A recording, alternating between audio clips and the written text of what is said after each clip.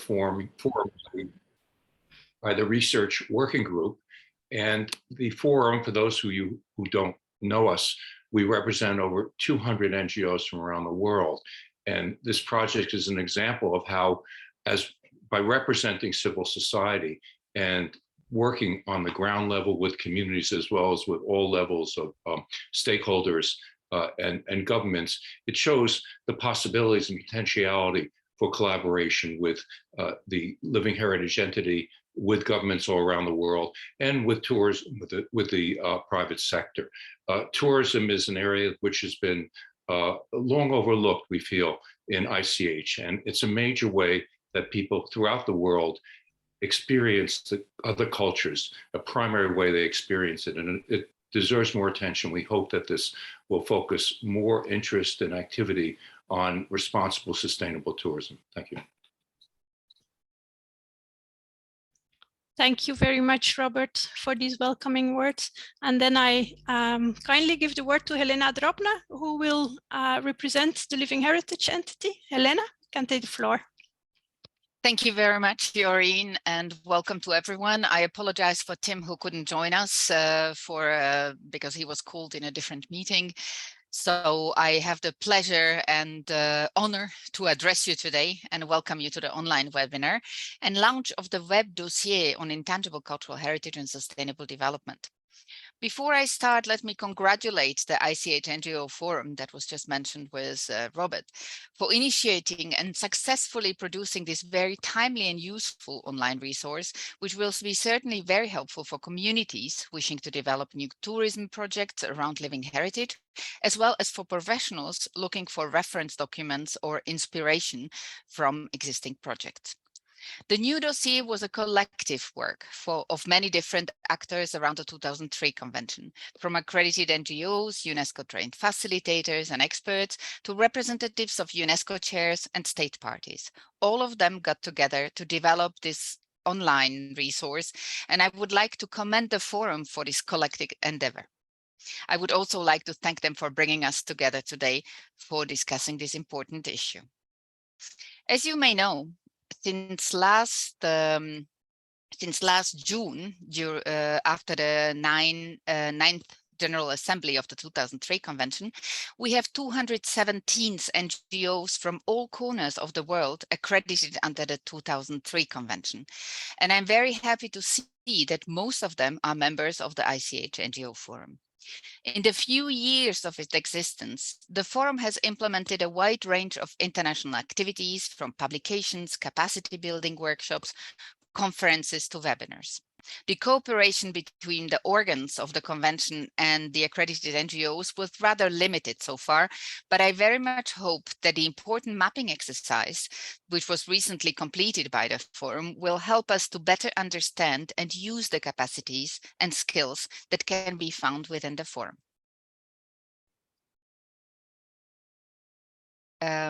Before we go to the core of the discussion, let us have a very quick look at our key documents, key reference documents, and what do they say about living heritage and sustainable development. As you may know, the text of the convention doesn't talk about tourism at all. The notion of sustainable tourism was introduced in the operational directives only in 2010 at the Third General Assembly, which adopted two little paragraphs focusing specifically on the possible negative impacts of tourism. The objective back then was to make sure that the commercial use of living heritage does not distort the meaning and the purpose of living heritage for the communities concerned. In 2016, when the General Assembly adopted the famous Chapter 6 on safeguarding intangible cultural heritage and sustainable development, specific attention was paid to the impact of tourism on the safeguarding intangible cultural heritage and vice versa, that's important, as part of the section on inclusive economic development. The objective was to encourage state parties to ensure that anyone working on tourism, and now I quote, demonstrates all due respect to safeguarding the intangible cultural heritage present in their territories and to the rights, aspirations, and wishes of communities, groups, and individuals concerned therewith. When talking about key references, We have to mention also the 2030 Agenda for Sustainable Development, with its 17 SDGs, in particular the target 8.9 to be precise, which aims to devise and implement policies to promote sustainable tourism that creates job and promote local culture and products. So you see the culture is already there. And on SDG 12B, which aims to develop and implement tools to monitor sustainable development impacts for sustainable tourism that creates jobs and promotes local cultures and product. Having this framework in mind, at the Convention Secretariat, we are advancing with the implementation of Article 6 of the ODS and broadening the thematic scope of our work. You might be aware that we have recently announced and partially already launched 3 thematic surveys focusing on the economic dimension of ICH safeguarding, on the ICH safeguarding in urban context. These both are already closed, but there is one coming up which will be on ICH and climate change. We are collecting information from stakeholders of the 2003 Convention at all levels, and I would be very grateful if you could take part in these surveys. The information how to join them can be found on our webpage, and I would be happy to share it with you later on. Our topic of the day, ICH and sustainable tourism, is thus directly connected to all 3 of these themes, and today's debates and those to follow will certainly enrich our discussion on those topics. When we want to talk about tourism or sustainable tourism and living heritage, we have to take into account the many different factors that have heavily impacted the whole tourism sector over the past few years. The COVID pandemic has brought the whole tourism industry close to a standstill for more than 2 years, impacting heavily all actors, including communities and bearers, for whom tourism generated an important part of their income. The impact of the climate change and global warming is becoming more and more palpable in all regions of the world, and it has to be taken into account in all activities of the tourism industry, not only in the long-term plans, which was the case before, but even in short and very short-term planning. Environmental and ethical considerations, such as impact of the travel on environment, measured, for example, by the famous carbon print, or the respect of local communities and their practices, are becoming key selection criteria for more and more customers of the tourism industry. All this is pushing the key actors of the industry to change their patterns. The old travel patterns based on heavy mass tourism are becoming obsolete, and new ways and patterns are being defined right now. This moment of change offers an exceptional opportunity to open the gate and integrate living heritage in tourism in a way that is respecting all the key concepts and the ethical consideration of the 2003 Convention. The new web dossiers and today's webinar are thus coming at a very good moment. I am sure they will help many researchers and students, policy and strategy makers, but also professionals from different branches of tourism, as well as living heritage experts, bearers, and practitioners. It will also help open new avenues for reflection among all key stakeholders of our convention. We are grateful for this nudge and are very much looking forward to opening discussion with our key partners, including the WTO, which I'm very happy to see here today, as well as other partners in this field. And to conclude, I would like to come back to a tradition when the boat builders in Saint-Nazaire here in France send a freshly finished boat on its first journey on the sea. They break a bottle of champagne against the hull to wish it good luck.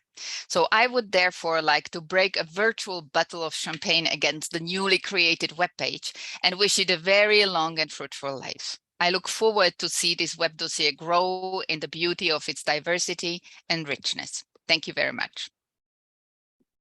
Thank you so much, Helena, for these encouraging words, and it's surely the idea to continue the work we just started. Igor, can I invite you for the UNWTO to the floor?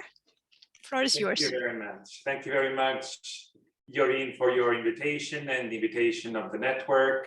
And I'm very grateful to have this opportunity to address your members and your audience and your stakeholders and your peers, because I think it's a very good opportunity to make a discussion, to run a discussion between tourism and intangible cultural heritage, because sometimes in the past, we had kind of different sectors that did not really talk to each other. And I think now we are coming to a point to understand what are the risks, but also what are the development opportunities when things are done in a good way, in a responsible and sustainable manner. So I wish to thank you also for including all the valid and pertinent references into your dossier that were promoted by UNWT in the last years. I'm just going to take you maybe briefly through the 8 points of important references, and I'm going to explain you how the process was and also who were the stakeholders to work with. So first, you mentioned the Global Code of Ethics for Tourism that was adopted in 1999, where we mentioned all different aspects of the living heritage, but at that time, the technical term of intangible cultural heritage was still something very alternative. So we spoke about the living traditions, about the folklore, about the cultural expressions of different communities. And it was all reflected in the Global Code of Ethics for Tourism. So the good thing was in 2001 that it was acknowledged by the United Nations General Assembly. So that was just the time when UNWTO became a fully fledged UN agency when it joined the UN system. And now we are working on a convention that is still in the making, that is called the Framework Convention on Tourism Ethics. That is the same thing as the Global Code of Ethics, but of course it has higher political binding instrument. It is still a voluntary instrument, but of course, if you adhere to the convention, there is already afterwards the ratification process. So that is something in the making. We have a few countries that have adhered so far, so we still need 5 or 6 more countries to go in order for this convention to become in force. And that means also that that will be the first UNWTO convention ever, because we do not have international conventions in the field of tourism as such promoted by UNWTO so far. So we are still young if we compare ourselves to UNESCO that normally deals with big time conventions. So in 2012, we carried out the first baseline research on intangible cultural heritage and tourism. At that time, I would say it was still a tricky point for many researchers that tourism could actually work and function together in combination with intangible cultural heritage. But we did the research during 2 years, and we also promoted 30, 40 good practices on these basic interlinkages between the two sectors. And we also issued some recommendations through that study.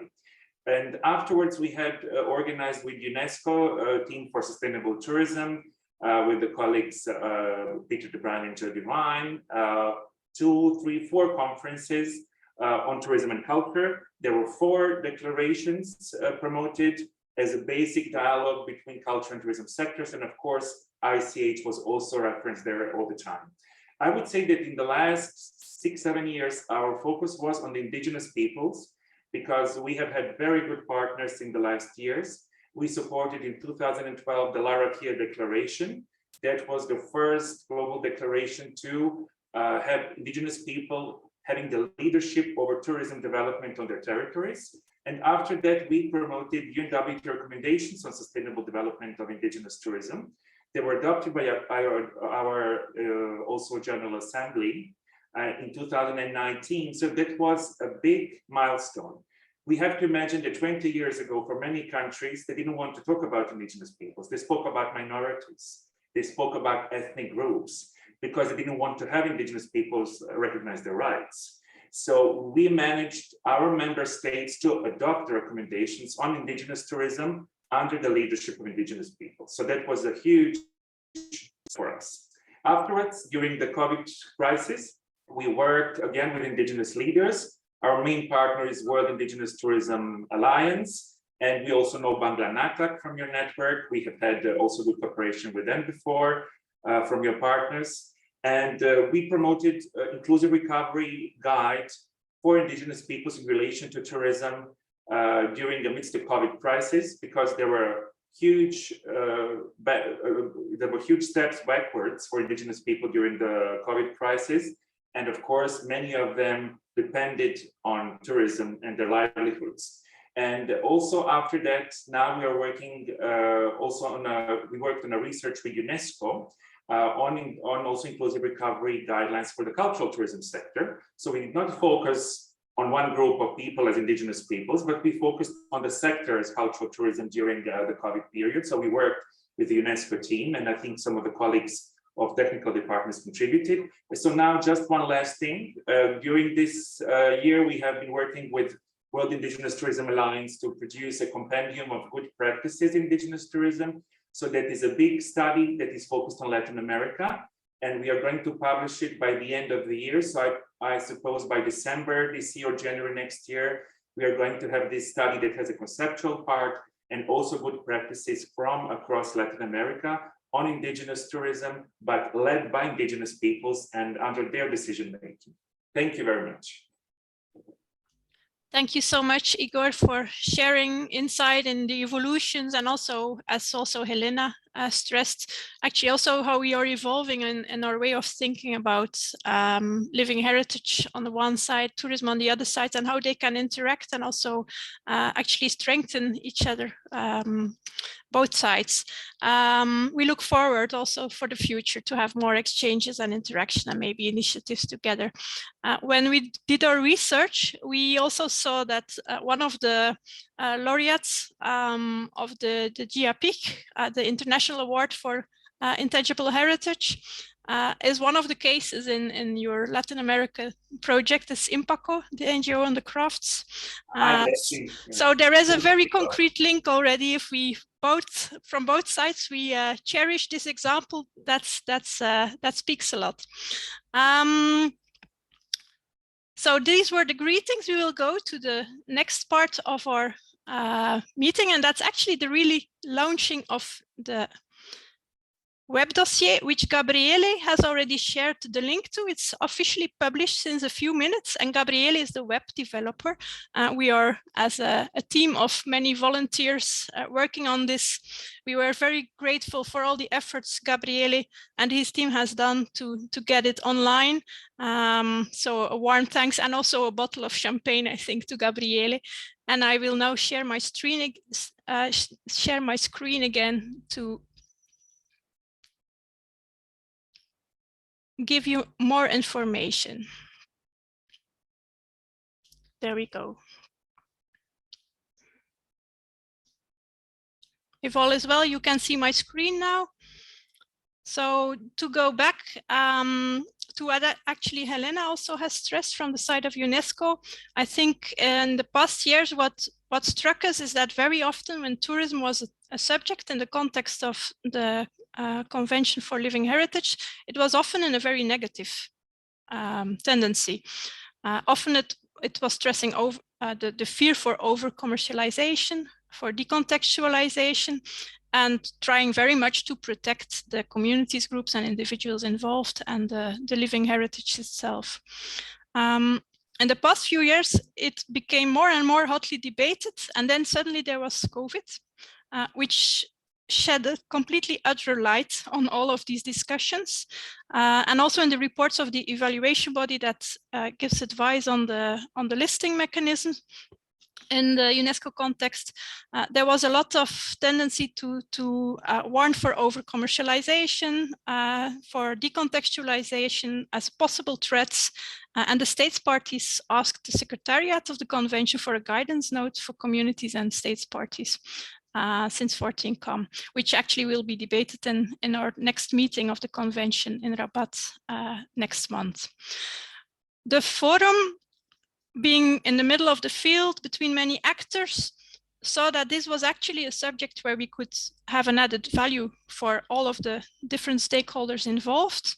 And we took off with the first initiative in 2020, which then suddenly turned to be in the middle of the COVID. So what you see there is one of these very early online meetings with a shifting perspective, first from tourism then to tourism in the COVID context, and what will happen afterwards. The initiative got a lot of attention, and we decided in the ICH NGO Forum to continue the work and to seek where our added value as a forum could be. On the one hand, not only stressing the negative tendencies, but to try to see how we could develop actually sustainable tourism approaches and practices with living heritage. So to combine it in a productive way and in a way of collaborative spirit. Involving multiple stakeholders, whether they are NGOs, whether they are the communities themselves, whether they are working on an institutional level like museums, whether they work on local, regional or national policy level, or they are researchers. How can we join forces to produce sustainable tourism offers with living heritage? To do so, reflection is important. Where are the benefits? Where are the challenges when ICH and tourism meet? There's a lot of need to situate and address the key issues that come up when reflecting on this and when having a look at actually the cases that are already out there. And there's a lot of need as well to offer practical tools, guidance, coaching, tips, tricks. And that's also where we as NGOs in the field can join the expertise we have and share it with others. So that's the work we took off. And today, or maybe you have already surfed to the web dossier online, this is the outcome. We have a web dossier with different parts and different entrances so that everyone from his or her background can find a way to navigate at his or her level or with his or her focus in this subject. Maybe it will be students, maybe it will be a local tourism agency, maybe it will be the ICH focal points at the national level. There should be something for each of us in this dossier. First of all, there is the welcome and introduction section where we explain what it is meant to offer and also asking the why question. Why should one focus on this combination of living heritage and sustainable tourism? Then we don't expect that everyone is acquainted with the basic concepts either of living heritage or on the other hand of the tourism sector. So we introduce the basic concepts and we explain the relation between the two. In the next section, we have a look at why and how tourism can enhance or endanger living heritage and its safeguarding. Why is living heritage attractive to tourism? How does tourism impact living heritage and its safeguarding exactly? How can it endanger living heritage? And then how can tourism enhance and support also safeguarding actions? So here the different perspectives on the subject already come up. Then we offer some more in-depth reads. Nothing is really long because, of course, this is an online tool. We always briefly tackle the topics and then we give a lot of openings and references to go to other readings and tools for those who wish. So there is the sustainable tourism being explained, then also how it links to safeguarding ICH. What does it look like if you start such an initiative? And also which kind of ways of monitoring and evaluating sustainable tourism and its relation to ICH can be developed. We also made a first attempt to make to offer guidance or tips or lists for first steps to action. I think we have a lot to do, all of us. This is a work that will keep evolving. I guess that also our colleague Robert Ballin will address this later on when he will speak further. But it's important to try to set these kind of general objectives and guidelines when we develop sustainable ICH tourism. What does it mean? What could be a checklist to plan a tourism initiative actively centered on living heritage? And how can you actually work together? Which principles are important when you start to work together? Our colleague Tamara will later explain the example section, which is maybe the most dynamic part of this web dossier. On the one hand, there are case studies. On the other hand, we have collected experiences on the ground. And this is a part that will keep evolving and keep being fed, hopefully also by all of your examples and the ones of your colleagues that you know about. Last but not least, there is a resources section where we offer the international documents and policies. We have collected tools and guidelines that are already out there. We don't need to invent the warm water again, as we say, but we bring them together. So if you have any tips or tools that we have overseen, feel free to share it in the chat or later on through the email address that is on the website. And we will keep updating this dynamic web dossier. There's an overview of articles and books and more references. The ones that are freely available online, we have tried to really put on the forefront so that it's an accessible and useful tool, but we also have set a lot of links to more references that are out there. There's also a media section that can still grow a lot if you have good videos and presentations that can be shared. Please bring them to us, as well as a brief lexicon, again, explaining the key concepts. Credits, therefore, I go to this slide because I really want to thank, I have been coordinating this working group with many of the colleagues, with Martin, with Valentina, and with many of the colleagues that are also present today. And I think we need to take also just a few words to thank all these people. And as Helena has said already, many of these people are working in NGOs, in institutions, in academics or in academia, and also linking to the ICH NGO Forum, the working group research, and have in this initiative joined their expertises, their backgrounds to jointly develop a tool that can be of value for the wider community where living heritage, civil society and tourism meet. All of us colleagues are thinking in warm memory of our colleague Albert van der Zeyden, who was there with us at the start of this initiative 3 years ago, and who has deceased in last year. So this is also a tribute to Albert for sure, and to the colleagues from the Netherlands that I have seen that are with many in the room today. And then there's the whole group of people: Antoine Gauthier, Benedetta Ubertazzi, Carl-Éric Quertin, David Hermansson, Giovanni Artiaga Montes, Gabriele Desiderio, Harriet Deacon, myself, Juhi Valia, who did an internship, Marta Fleuron, who also did an internship, Luis Garcia Petit, Martin Andrade Perez, Robert Barron, who will speak, Severin Cachat, Tamar Kignadze, Tamara Nikolic-Jeric, Valentina Lapicrella Zingare, and her husband, who has helped with the translation. I already mentioned Gabriele for the web development, and we also reached out to people to have a review of this tool 1 year ago. Kat is in the room, Kat Redder and Wendy Raphorst. Also a warm thanks to you for your review and feedback, which has made this tool stronger.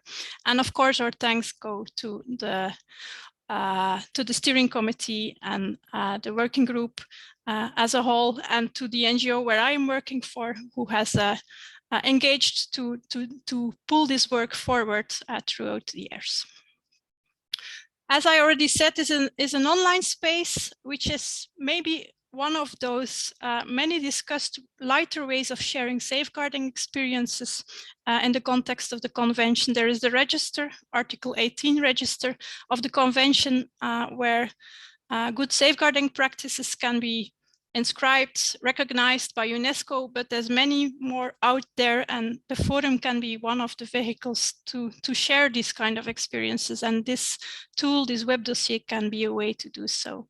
It is a dynamic resource, so we launch it today, but it will be a living instrument, fostering exchange and dialogue, offering peer support and feedback. That's also why we created a dedicated email address where people can reach out to us, and we can make people work together if there is any need, or give them feedback and to collaborate.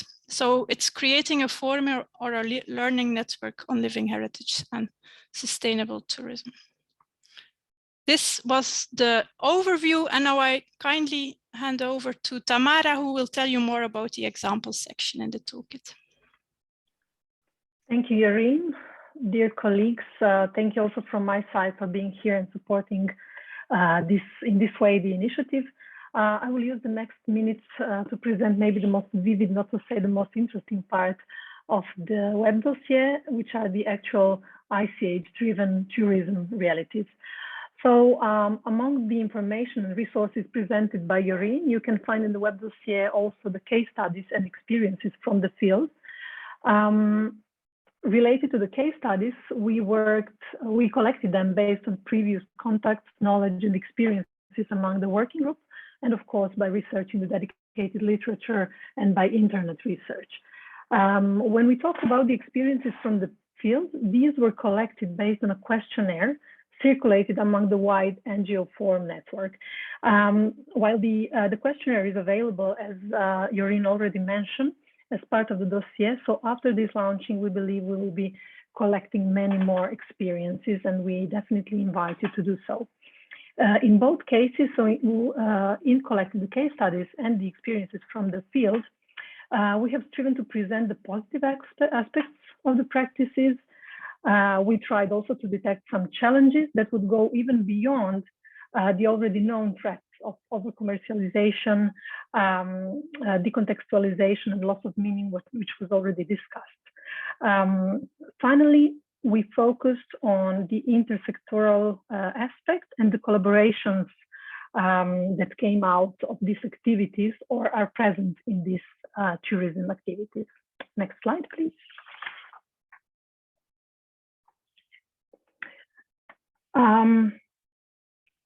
I will focus on the case studies today and present you some experiences, while the field experiences will be presented as part of the panel discussion.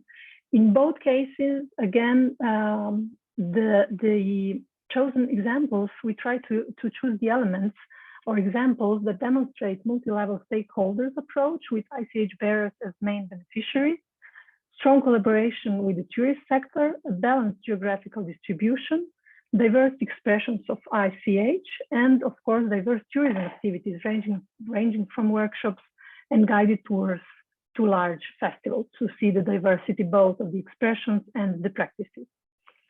So starting from the first case study, the Sarawak Rainforest World Music Festival, it is known for the considerable visibility it gave to Borneo's intangible heritage worldwide through its showcasing of traditional music and for its transmission of music and instruments from all around the world.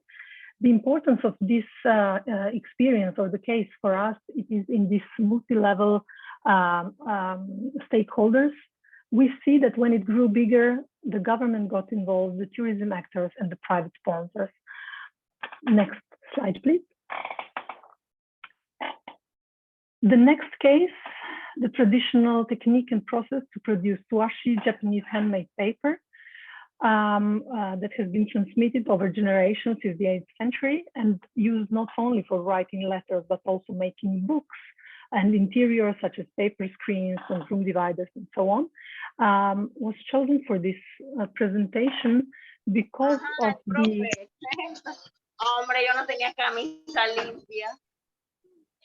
Please, someone should mute the microphone. So the interesting part of this practice is actually that the washi making families as practitioners and the local residents in the 3 regions who take pride in the washi making tradition are involved in promoting this practice through demonstration and workshops, often organized in museums and craft centers. So it's not only the families and the practitioners, but different stakeholders that are really proud of this tradition that wish to learn and engage in demonstrations and workshops, which all very often have this tourism dimension.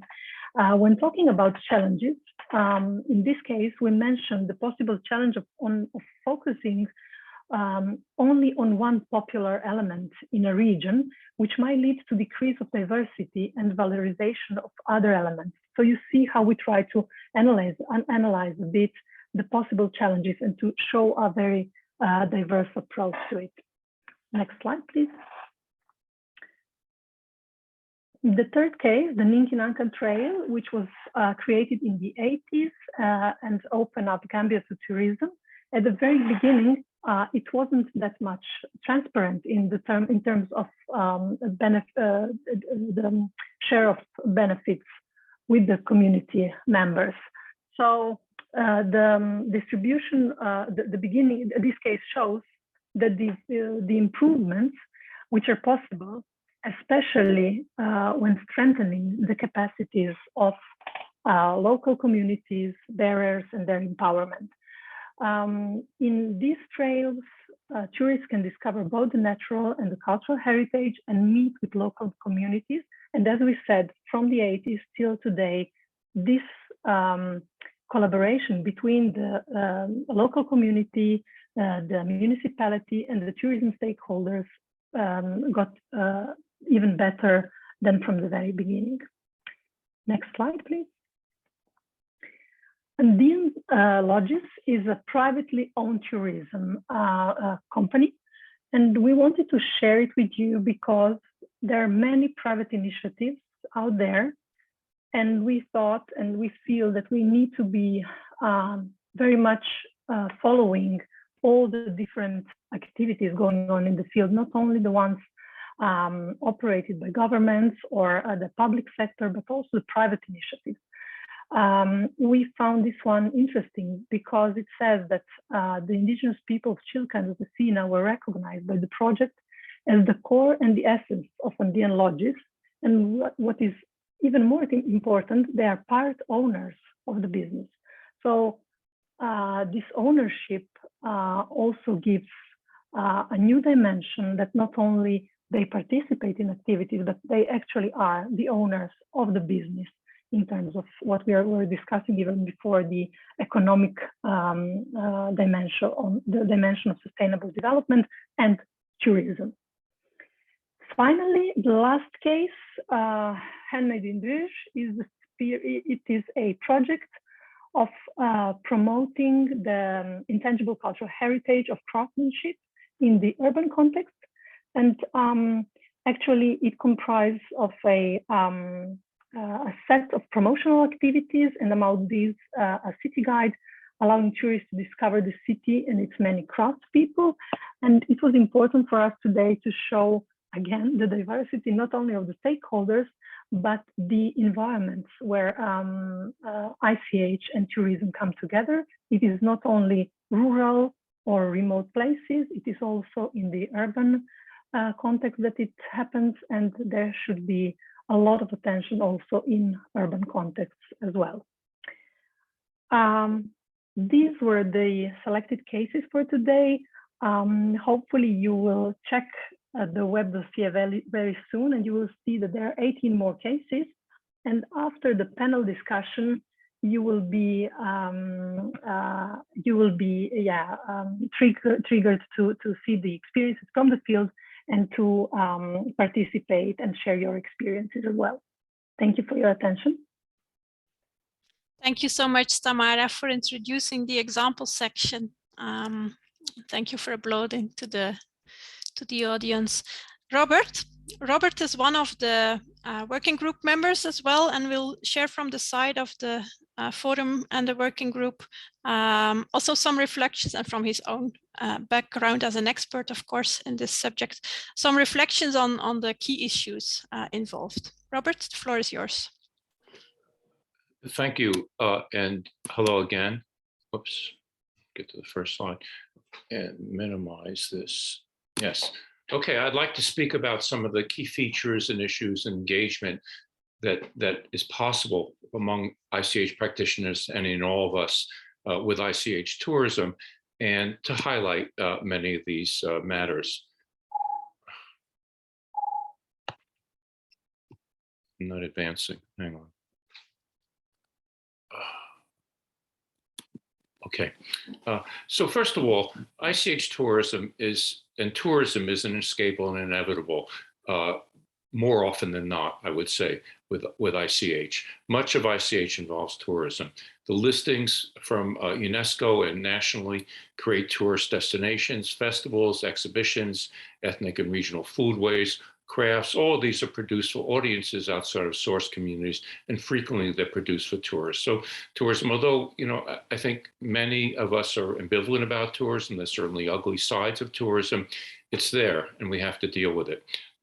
And in a very quick operational definition of tourism from the UNWTO, it involves the movement of people to countries or places outside the usual environment for personal business / professional purposes. These people are called tourists, visitors, and tourism has to do with their activities. So we get a sense of the universality of tourism and how ICH connects to it if we think about it for just a moment or two. Tourism inevitably, again, involves adaptation and change. There are changes in form and content and length and size and the aesthetic character and the cultural meaning of ICH. So there's always change and transformation very often. It's adapted to new audience, it's recontextualized. There are frequently cultural losses as well as gains. Tourism is shot through with ambiguity. It's good and it's bad, I would say, more often than it's all good or all bad. One example which embodies these issues and dimensions of tourism is the Lara Festival of Anaribia. It's in Spain. It commemorates the 17th century victory over the French by the Basques. Prior to the 1970s, there was almost total local participation, had great importance and symbolism, and then it became a staged event for tourists. There was a substantial diminishment of attendance by residents and a loss of interest in its living heritage. It became performed twice every day instead of once. So it really fundamentally changed its character. Over time, as it was studied in later years and subsequent decades, it was seen that over time, this festival caused a surge of interest in regional political rights. It contributed to the growing consciousness of Basque heritage. And it became seen as a cultural representation for outsiders, even though it was fundamentally different from what it was when it was created just for the source community and when it was practiced locally. Balinese dance dramas embody a lot of these dimensions of tourism, like ICH tourism. Like all kinds of performance traditions, they're simplified in presentation of tourism. For tourism, they're presented in a condensed form, and the spectacular elements, the most aesthetically arresting dimensions, are highlighted for tourists. And in Balinese dance drama, they're tourist productions that also provide experience and training for dancers and financial benefits. The revenues from the practice for tourists are put back within the community to buy materials and equipment for dancers who acquire experience, are able to practice the dance dramas, and it feeds and it helps to sustain and contribute in a vital way to dance dramas for Balinese artists, which are presented out of the sight of tourists. An example of what happens with the change and transformation of traditional crafts is Tohono O'odham basketry among a native people in the Southwest US. In traditional crafts of all kinds, there's miniaturization, there's the use of new colors, new materials, new forms after they're produced for tourist markets. And they often become traditionalized, they become embedded within the culture and used within the community. And they shape the ongoing local crafts traditions that are carried out for the use of the community itself. We can compare miniaturization and craft to condensation and performance. You have very small baskets that can fit in luggage. And among the Tohono O'odham, the horsehair miniature baskets, which you see illustrated here, were increasingly produced due to the demand of tourists. Commoditization is a word which I would say some of us in ICH see as a dirty word when used in association with ICH.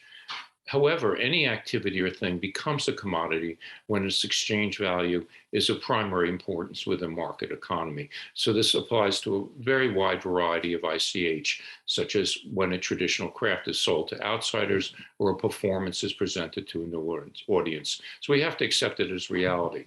This is commoditization in action. The issue for us in ICH should be maintaining the integrity of ICH as it's viewed by the source community, as the integrity is viewed by the people who produce these cultural products and expressions, and how we can partner with them to maintain the integrity in the face of commoditization, which happens in such a widespread basis. Experiential and immersive tourism is a hot trend in tourism. It involves the cultural practices and exploring of back regions on an unprecedented scale. And this has been fueled by Airbnb, the widespread interest in novel food-based experiences in local restaurants, apps and audio tours, which are created that bring people beyond and in a deeper way beyond conventional and mass tourism venues. There are issues involved with this of intrusion within communities and over tourism with experiential immersive tourism. And I'll speak about those in a minute. But I would say that and agreeing with tourism scholars, that in immersive tourism, there's a need to create reciprocal guest hosts rather than faceless mass host interactions that are meaningful with local people. And with experiential immersive tourism, participatory modes of presentation and importance. And these are the sorts of things that can be created by ICH practitioners like us through workshops, hands-on activities and festivals, and learning a dance, participating in dance with performers. Again, activities carried out in partnership with communities. A key dimension of ICH tourism is community self-determination and restricting access. And this is something which guards against the dangers of over-tourism, which is a chronic problem. It's intrusive, there's a loss of privacy within community, affordable housing is diminished and lost, and there's damage to physical infrastructure. The crash in tourism during the pandemic demonstrated the damage from tourism over dependence when tourism becomes like a monocrop. People in communities all over the world return to the local public places, cafes, events that had been overwhelmed by tourists, and this caused reflection on the need for restriction of access. So the development of tourism that works against, that fights against over-tourism, and should involve community control, the local ownership of tourism businesses, which works against economic leakage by multinational corporations, the control of cultural representations, and even the opting out of tourism by communities deciding not to engage. And this is something we should respect.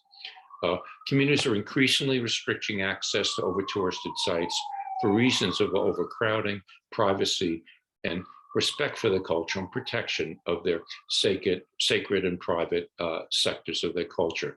The Hopi Native people in the Southwest US require guides that are certified by their tribe for all tourists. They deny access to some mesas, and they prohibit photography and drawing in or near Hopi villages. Another example of restriction access is Uluru, which was formerly known as Ayers Rock in Australia. It's a sacred Aboriginal site which was banned for climbing by tourists in 2019 after many years of protests by Aboriginals people in Australia. It's in a national park, so the decision was ultimately made jointly by federal officials and Aboriginal leaders. Finally, I just want to give a few thoughts about how ICH practitioners can contribute to sustainable tourism. We can utilize our skills, our training, and our methods to advocate on behalf of communities. We can develop culturally sensitive tourism that respects how people represent and protect their ICH heritage. We can also introduce appropriate modes of presentation, interpretation, working in collaboration with communities. And we can assist communities with planning. This is something that UNESCO has done in Southwest Asia and otherwise, and this is something that should happen more often.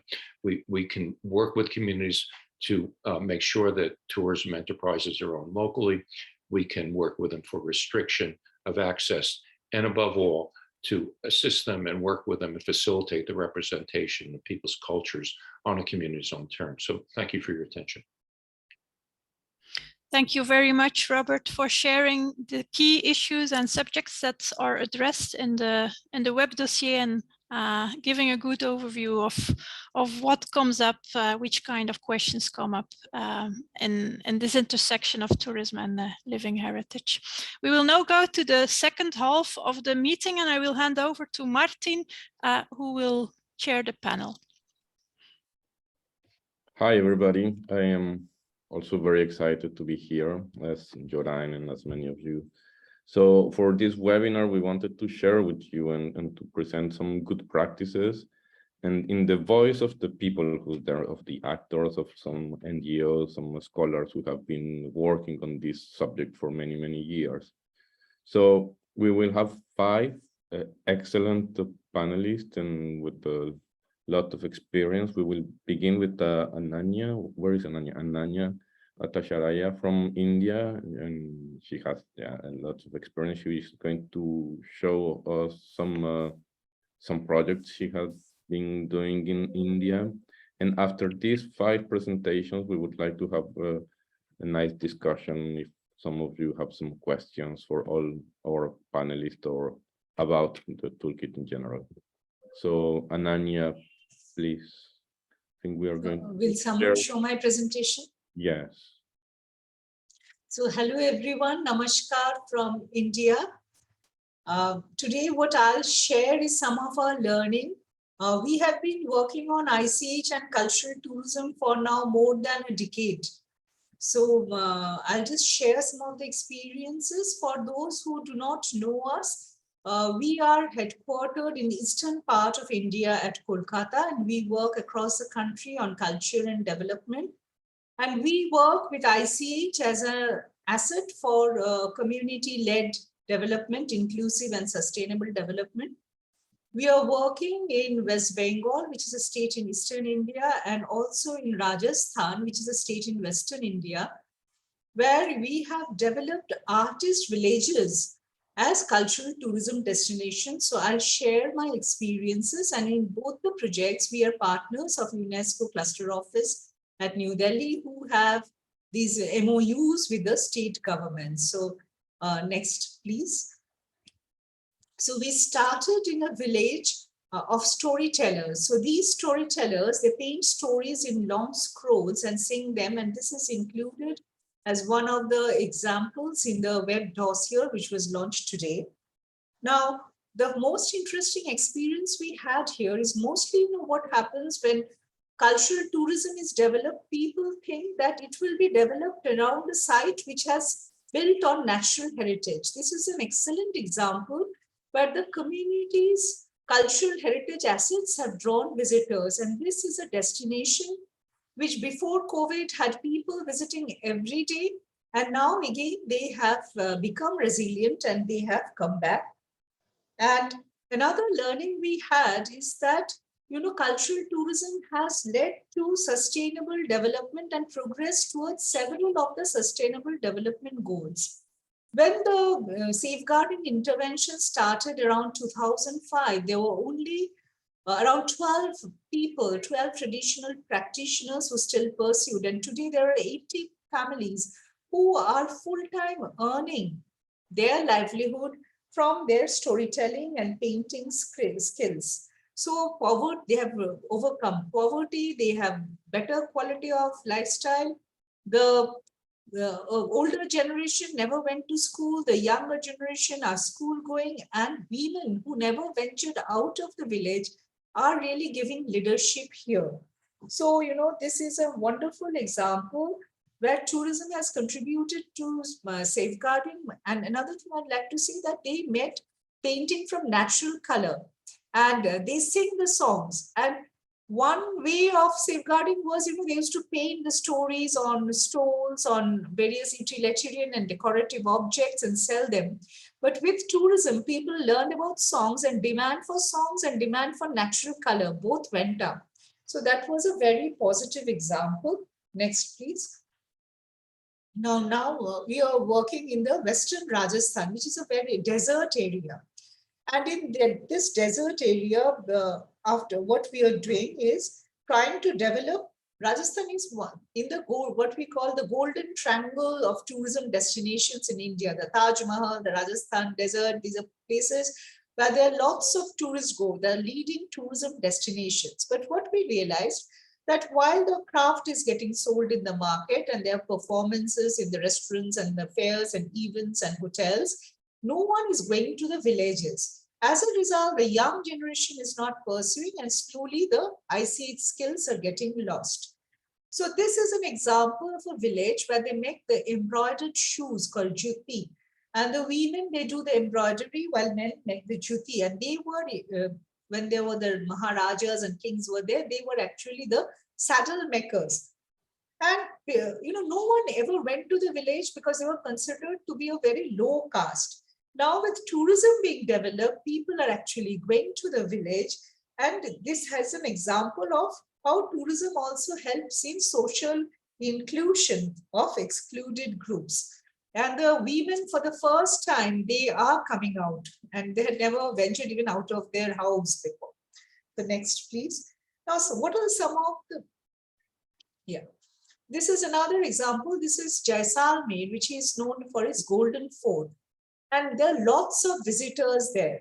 You can see Kalbelia dance happening as part of a festival we recently organized. And Kalbelia is inscribed in the UNESCO list. Now, actually, what people say that we know the fruits, but this is the first time through the festival we are meeting the traditional practitioners. We are coming to know about the art form, the history of the art form, the story of the art form, and the roots were not known to us, and the festival is helping us to learn about it.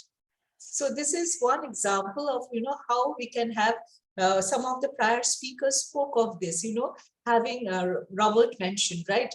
Having an interaction, giving a face. So this is really very important. Next, please.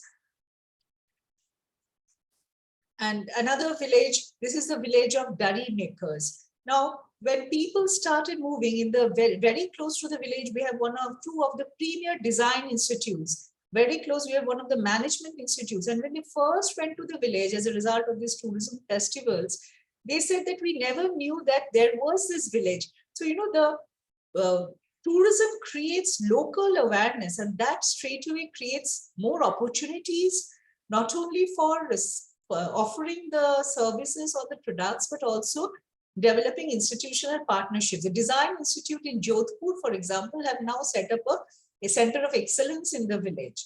So these are some of the possibilities which happen. Next, please.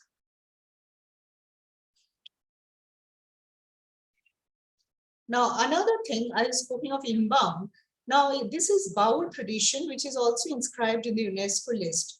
And during the COVID time, we really tried. One good thing which was happening, people were going to nearby places wherever they could drive and go. So that time, with the help of India Tourism, we created what we called Weekend Destination Campaign, and we encouraged people to visit the tradition bearers. So this is Rinadas Baul, and many people went and interacted and came to know about her.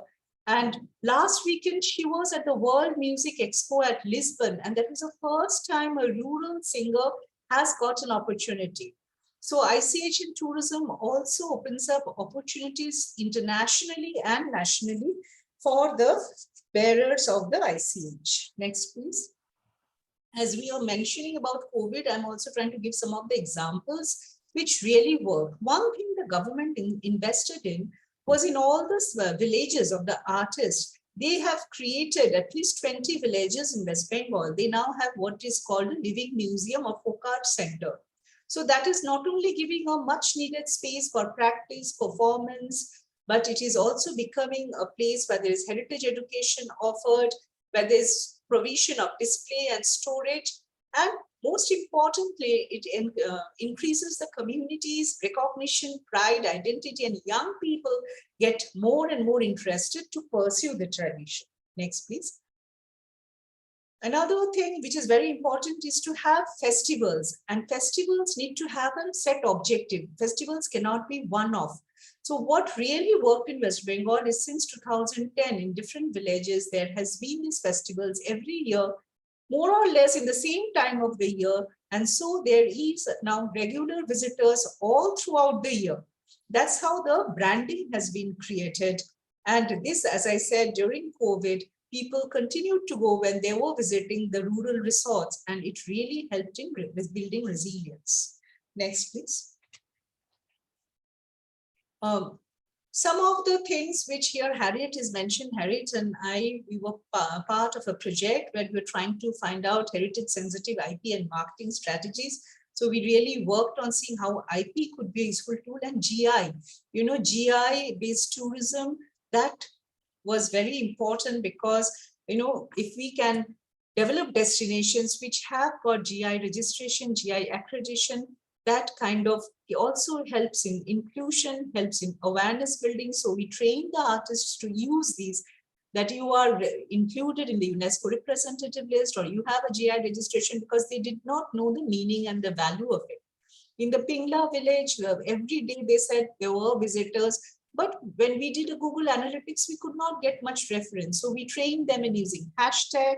We trained them to post the visitors to post videos with CCBYNC, that is, name the artist, name the village, name the art form. So these are kind of even the visitor sensitization programs we done, which is also very important part of developing ICH-based tourism, that you need to educate the tourists also. Next, please. We are in the digital age, and we went through COVID. So during COVID, what we did, we part of the HIPAMS project and also through our own interventions in the other projects, we did a lot of Facebook Live.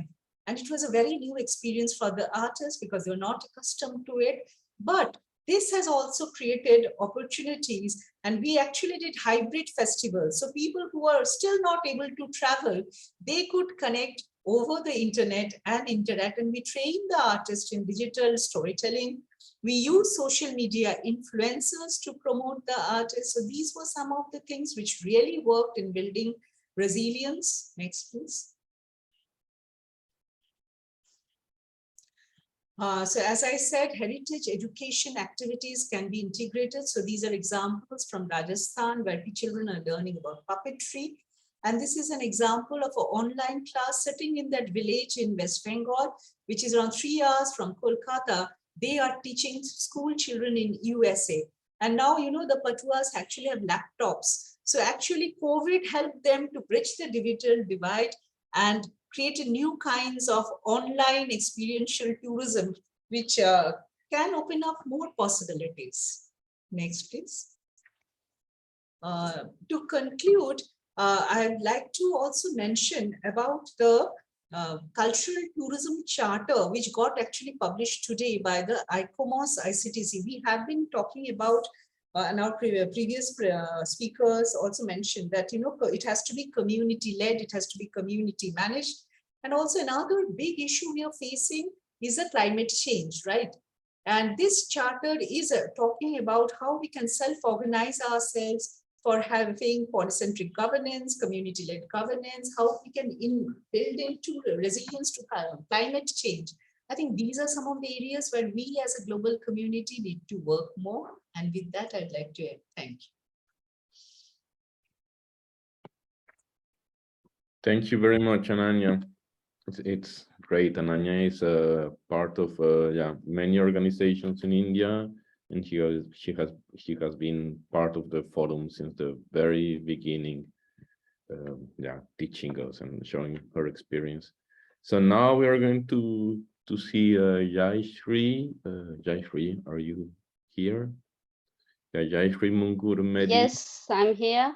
From Mauritius, from our Heritage Foundation, and she's going to show us a very concrete case in Mauritius. I am not going to do comments. I prefer that we to have all our presentations, but I see that we already have some comments in the chat. So please, if you have some questions, comments, please just write them in the chat. Hi, Jeffrey. Please. Yes, hello everybody, and thank you very much for this opportunity to present basically this project. I share the screen immediately so that. Hello. Hello. Can you hear me? Hi, Jeffrey. Yeah. We do hear you. Yeah, I'm just sharing the screen, so it's gonna be allowed. Good, it's good. Okay, you see my screen? We can see your screen, yes. Yeah. Well, I basically work, and just a small introduction for you to understand our work and Mauritius, because I'm sure many of you don't really know where is Mauritius and what kind of culture or heritage we share. Well, I basically work with heritage management and archaeology and have been involved with ICH projects since a few years. And I got involved with our Heritage Foundation, which is a kind of newly founded NGO, but with involving people of experience for those who have been working for more than a decade in heritage management and heritage research. So it's a kind, our Heritage Foundation is a kind of network of heritage people and heritage management people and people doing research in heritage. So just a small brief about Mauritius for you to understand what kind of heritage we have. So it's like the peopling of the, I mean, this is where we are in the Indian Ocean. And it's an island with a peopling of people from different parts of the world, from Europe, African continent, Madagascar, India, China, East Asia, and the islands around. Just for you to understand that we have a kind of culture, a kind of heritage, which is very mixed and diverse, but at the same time authentic, because it's evolving and getting some of them taking birth in a new context. So these are some parts, some kind of form of dancers. For the time being, we have 4 of the ICH elements of the island under the convention, 3 of them under representative list, and 1 of them as under the urgent safeguarding list, which is the upper photo. I don't see if my cursor is running down. Yeah, Yashri, sorry, but your presentation is not moving. I don't know if you're trying to move it. It's not moving? No, we are still on the first page. Oh. Maybe Jayashree, we can share it for you. Yes, please share it for me. That will be much better, because I really see that. I'm sorry for that.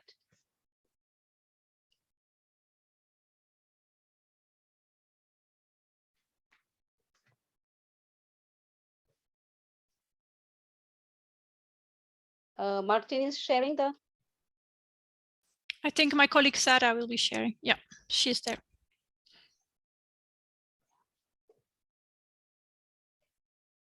Yes, so yeah, we can be on this slide.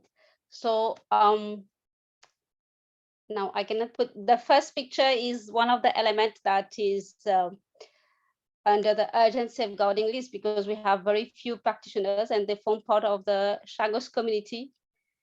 One of the forced displacements, I think everybody knows the Chagos story. And you have a few pictures of the other the practices, form of performing arts, which are the second photo up there is one of the ICH element, which is called Git Gawai, and part of this, the root is from India. Down there is the Segatipik, where people and kids are dancing. This is something with a mixture of different Segatipik is something born in Mauritius, but you can really see the influence of the different parts of the world in this practice. So I'll just, can you next, please? Next, please.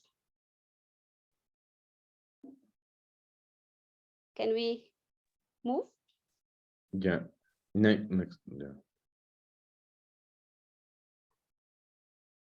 Yeah, so I mean, you have different kind of festivals. You have the knowledge of the know-how of producing instrument, or the tangible part of different kind of festivals, the boats, they form part of, because as Mauritius is highly multi-ethnic within a very confined island, highly multi-ethnic society. So you will have these different kinds of practices, which has a kind of Asian taste, you have an African taste, you have the Chinese East Asian taste that you can have in the different kind of practices. Next, please. Next. Well, I got involved with our Heritage Foundation for this very specific project that I'm presenting now. Well, this project is basically to be, which is starting here in the region of, it's a place called Vieux-Grand-Port in the southeast part of the island.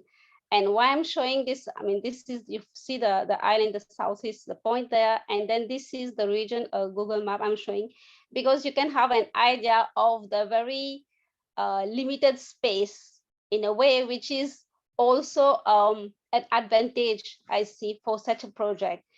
And this village, Vieux-Grand-Port, is, it's not only the heritage, which is very rich, but also the natural part of it, the ecology and the natural part of the land. So this is the village. As you see the small houses there, and on one side it's on the coast. So on one side you have the sea, on the other, and it's at the foot of a mountain.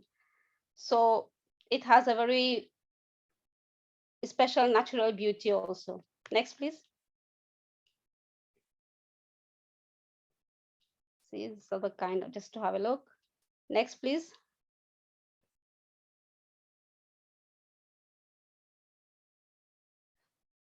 Now, this, why we chose this part of the island for this project, because it really presents opportunities in a way that it's the first village where settlement started in Mauritius. So here you have, it has a very rich, tangible heritage. You have sites. This is the first settlement sites, the Dutch fortification site that you have up there, which is Fort Frederick Hendrik. You have this tower, you have a museum, you have archaeological site, you have Dutch cemetery, and all this within less than 2 kilometer length. Next, please.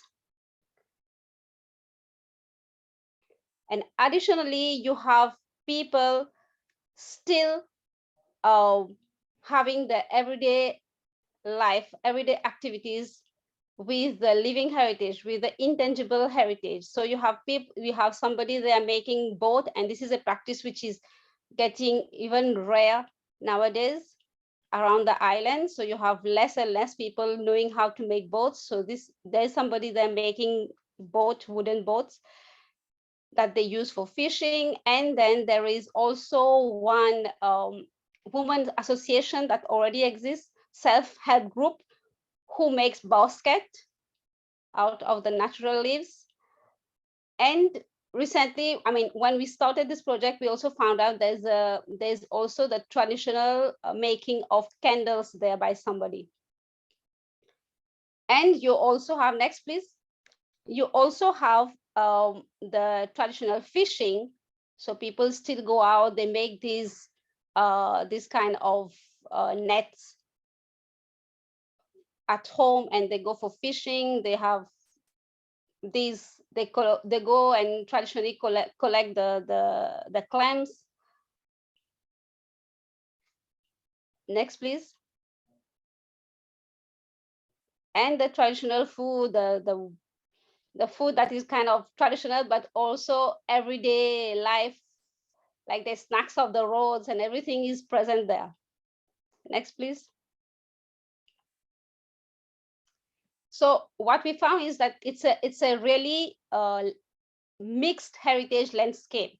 So you have the tangible, you have the intangible, you have things which are going there in people's everyday life, not even thinking that it's an intangible heritage or it's a very rich heritage that they have. It's just part of their life, of their everyday life.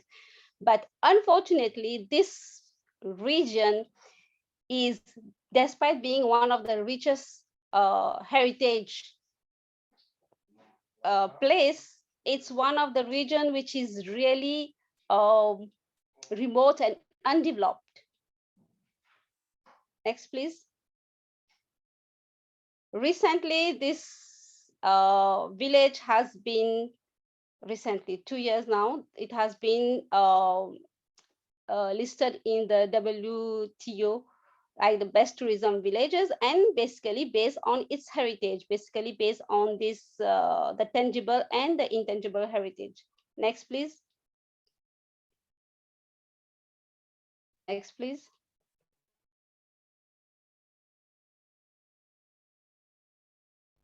Well, this place with our Heritage Foundation has already in this region developed since a few years. Heritage trails have been developed in this region. So there is an opportunity to take people around, but also other tourist promoting organizations or companies that take people for hiking, because the mountain is very accessible, and it's quite natural, the area. So many people take tourists or local and even international tourists for hiking and visits in that area. This area has also been identified as a heritage zone for the planning policy guidelines by the Ministry of Housing recently. Next, please. So the approach that we took was like really to elaborate, to group all these assets. So it has much opportunities in terms of tangible heritage and intangible heritage, in terms of space itself, the geographical location, the natural heritage, and also the space. Like it's a space which is kind of can be covered, because it's less than 2 kilometers long, the village, and it can be covered in a half a day. If somebody goes there, it is something that can be visited and enjoyed in half a day, in a few hours. So it's not like, in terms of visitor management also, it's quite accessible, and it's not something that is too tiring for visitors. And what we did was how we started is like we identified those assets, and then we started grouping the locals, because the whole idea is to involve the local community and make it a community driven project. It's not like we will be guiding them, our heritage will be guiding them, but it's not a project that our heritage will implement and live, because they're the people who live there, and we want it to be implemented by them in a way.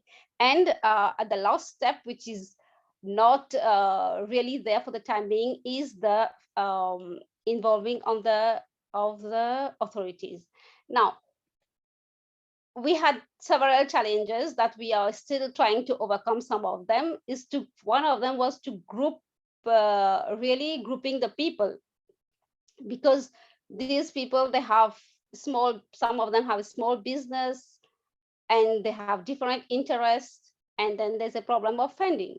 Now, how we started to tackle this problem and come up with solutions is to have regular consultative local meetings. We move there and we go there in the villages. Sometimes they don't have space, so we are in front of somebody's house and grouping people and start trying to talk to them.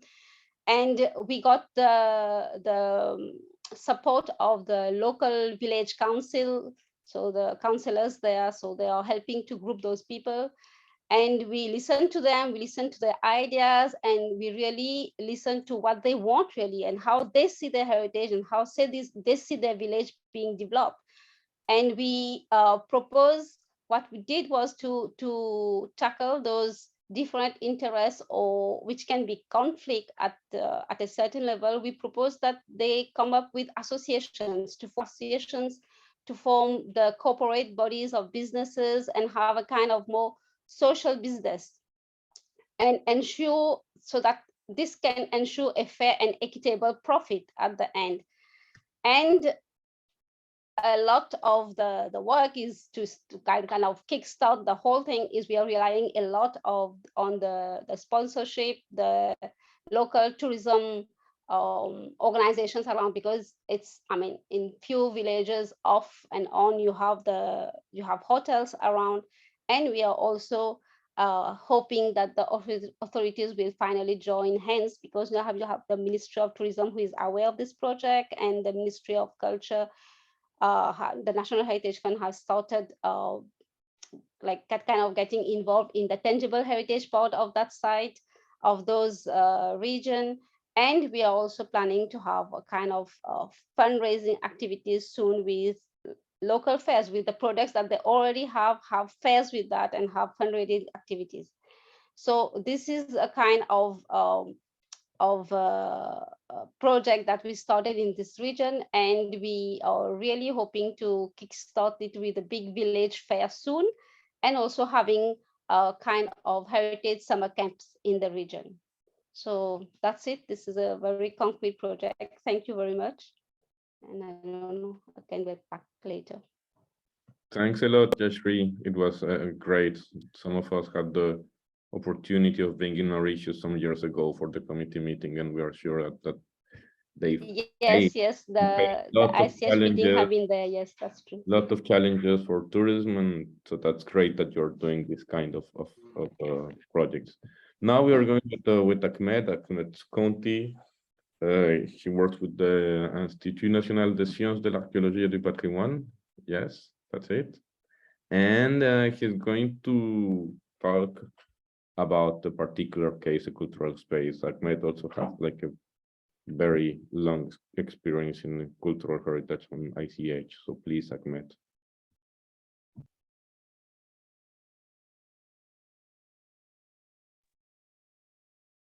Thank you very much, Martin.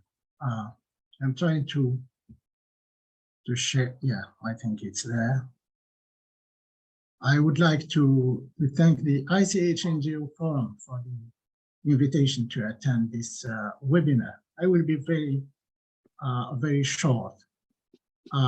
This presentation is not an assessment of ICH in the sustainable tourism in the Jamal Fna Square, but sharing some thoughts on this issue, for having been working for a long time on this square, and very recently during the COVID-19, having done some field work with my colleague Abba Sadri, who is a PhD student and is with us in this webinar.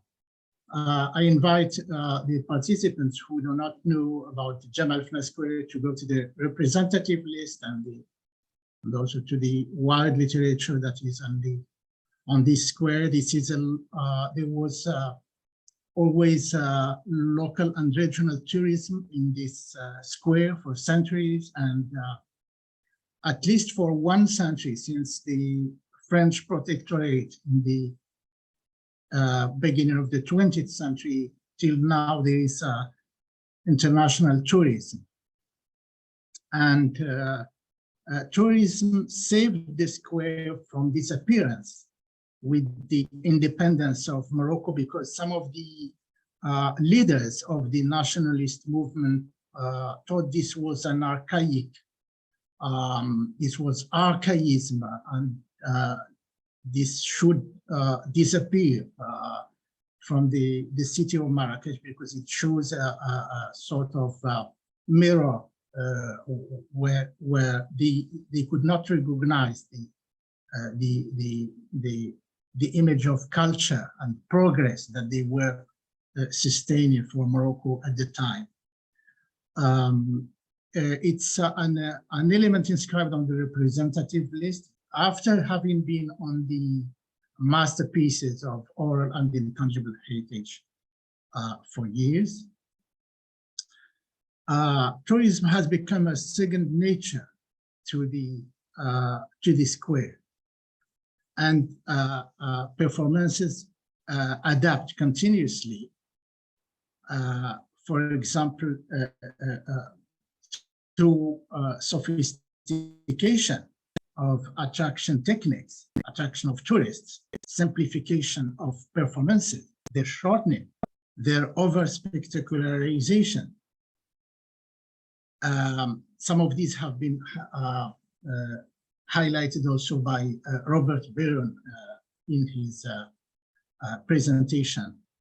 And overall, I think there is a momentary reversal of the pattern of domination between the tourist and the performer, for at least for a moment during the performance. Between ICH and sustainable developments, all activities are not at the same distance from tourism influence and revenues. Commercial activities, as the one you have in this photo with this open air restaurant, which is held on the square, attract tourists, and those working in the open air restaurant have more revenues than the performance of cultural practices, like the one you have here with the acrobats, for example. Also, governance of this square maintains hierarchies between these two categories of activities on the square, and there was a heavy impact during the COVID-19, as practitioners rely on tourism. With the lockdown, they lost all their revenues, as there was no social, no security net for them at that time. They have gone through difficult times during the pandemic, and now the square is getting back slowly with the end of the pandemic. We hope so that this continues. Two recommendations. I think there is need for research. This is a very interesting research area. We need to develop knowledge on the relationship between ICH and tourism on the academic level. And also we need a mechanism or a tool to assist all stakeholders in assessing sustainability of tourism in relationship with ICH. And I'm happy that the work you have been doing in the ICH NGO Forums seems to respond to this need, so that all stakeholders have a tool to assess to what extent any ICH element is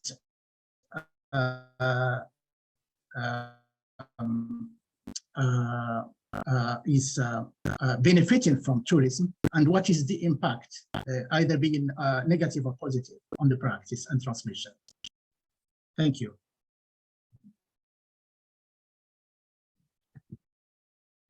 Thanks a lot, Ahmed. Big questions. And yeah, and our idea is that this toolkit could help the communities and the stakeholders and the NGOs to raise these issues. Now we are going with Susan Keitumetse. Susan is the chair-holder on African Heritage Studies and Sustainable Development, and Susan is going to show us a very nice example in a World Heritage site, which is also important. We had Johanna, I think Johanna left from the World Heritage Center, but yeah, we are also beginning some kind of relationship with the World Heritage Center to see this relationship between tourism, intangible heritage, and World Heritage. So Susan, please.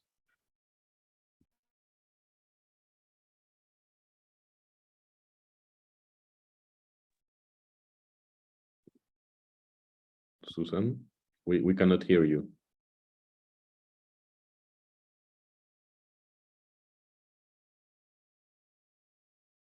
Susan? Yeah, we cannot hear you, Susan.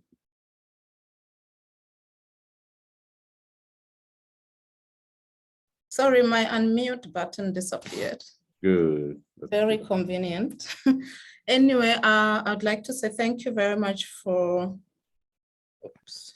Thank you very much for the invitation to this webinar, and especially to the group of stakeholders and scholars that I meet here. I usually work with the universities, and I've been really aiming to work with the ICH NGOs that are very active like this one, and I was thrilled when I got the invitation to speak at the launch of such a project that I hope in future I'll also be able to contribute something. I saw the storytelling call, which excited me, but today I am just going to be presenting on my expert reflections as a scholar on living heritage and sustainable development, which is not yet much developed in terms of policies when you put it aside with other heritage components like monuments from the World Heritage Convention. Why is it running fast? And it's very important that we talk about it. And the dossier, I'm very hopeful that the dossier will be one of those documents and on a web platform that will make it very visible and therefore able to be looked into by not only scholars but practitioners as well. And these are what I would try to look at is how ICH and sustainable development actually match, and how in terms of the landscapes that are already seen as very popular especially in the African context, we are missing the ICH and what that could mean for sustainable tourism. So it's mainly a scholar. I don't know why it's rushing, or are we both sharing? No, it's only you. Okay, thank you. So I just wanted to start, first of all, with the SD goals that in terms of the work that I do, I have observed that, of course, there are very few goals that are dealing with cultural heritage in sustainable development framework. And that calls for us as cultural practitioners, not only the ICH component of culture, but other cultural components. It calls for us to be developing as many indicators for cultural heritage within the sustainable development goals as possible, because it's a policy framework that is very much understood by governments, and we depend mostly on governments for implementation of policies and even community development projects. So goal 11, in my view, on sustainable cities and sustainable communities is one of the goals that really can support the ICH implementation, and we can hone our focus there to try and find the indicators that have ICH value. But I wanted to point out that sustainable communities from cultural heritage perspective come up because we have been able to bring the sense of belonging of communities to tourism. And as other presenters have said, not only for tourism commodification, but where you have communities participating meaningfully, choosing what they put across for tourism in their sites, and choosing what doesn't go into tourism on their site, no matter how exciting it might be to us as tourists, and then passing that on to the generation of their generations as they go along. So in my expert observation and my researches, this is what I view as what we can call building sustainable communities through ICH in the areas that I work on. But the goal 12, in my view, also for sustainable development, very, very important, because it talks about consumption and sustainable consumption and production patterns. And ICH is where our knowledges of heritage, as well as sense of belonging, of course, as the case studies from Mauritius and India have shown. So if we have the knowledge production, especially as I will talk in my case studies, where the knowledge production for ICH is actually cut off, we are already saying that that knowledge that brings a sense of belonging for the communities is not important in expression of landscapes, and this cannot be sustainable. So as heritage practitioners who worry about ICH, these are the issues we should be asking, especially when we come for safari in Africa. This is just an extension of the concepts that I've been talking about, that intangible cultural heritage should be able to flow from generation to generation. even across the globe. I mean, local community members should be able to be proud to share with tourists, not just for money, but the pride of their cultures. We have to get to that level. And I think even the organizers of this webinar have emphasized that. And I want to give case studies, which is not case studies through African landscapes in general, but I'll also focus on the landscapes that I work with in my side of the country. But this I have also observed applies to most African landscapes in the region, Southern Africa, and also I've had chance to work in Eastern Africa as well, that African landscapes, although they have both tangible and intangible heritage, and they are often attached to ICH custodians who are the people, they will be just focused, especially World Heritage sites that are viewed as natural, they will mostly be focused on non-ICH aspects of safari tourism. And these are excluding of these domains that are expressed in the UNESCO 2003 Convention on Intangible Cultural Heritage. So the call really for maybe I would say African perspective is to start going back to those landscapes of natural and saying what is ICH component about them, and critically asking questions as well as overlaying research, very important. And through that research, we can be able to bring the people to otherwise excluded protected landscapes. And I think most of you, as you know, the safari model is actually very exclusive. It excludes communities. The World Heritage also has a core zone model that somehow recommend that communities move from the core zone, as in one of the sites in Botswana. And when communities move, their ICH interaction with that space also moves with them. So we cannot be talking of sustainable tourism when we cut off that side of the ICH. So this is really a call for scholars and NGOs like this to say, but what about existing landscapes? I know that even in my country, in Botswana, a lot of people, when you say ICH, they think about traditional dance crafts, but we have to be re-looking at other bigger questions beyond traditional dance and crafts, and saying we have World Heritage landscapes. Where is ICH of these landscapes? How is it expressed? How beneficial is it to our sustainable development goals of building sustainable communities? Can we use ICH to reconnect communities with that landscape, not necessarily to move them into the landscape, but through the expression of the ICH elements through tourism, of course, in the end, as in my country where tourism is in one of the sites is very lucrative. So here I just wanted to share the 1970 convention that even though I talk about World Heritage sites as maybe missing actively some of the ICH elements of communities that have moved from those sites, I have to say that the 1972 convention has aspects, added them of course through time, that are very calling for human values, living heritage, and this is our opportunity to use those aspects to talk about ICH overlaying into sites that we may already see as safari nature, like the Okavango Delta World Heritage Site is a nature site.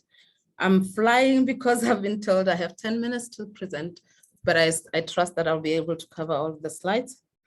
So as you can see, what I usually want to bring up is that, especially for researchers, but also for practitioners, is that the consequences of not inventorying or researching heritage, especially ICH, in these landscapes can lead to very serious decisions. Like the Okavango Delta is listed as a natural site, but it has numerous, not only ICH, but the other cultural heritage aspects, because the research is on the nature. So as cultural heritage practitioners and researchers and NGOs, we have to start looking at approaches. I liked the dossier launch because it says new strategies and approaches to bringing in cultural heritage, especially ICH, and research is one of those. As we have seen, this is just an example.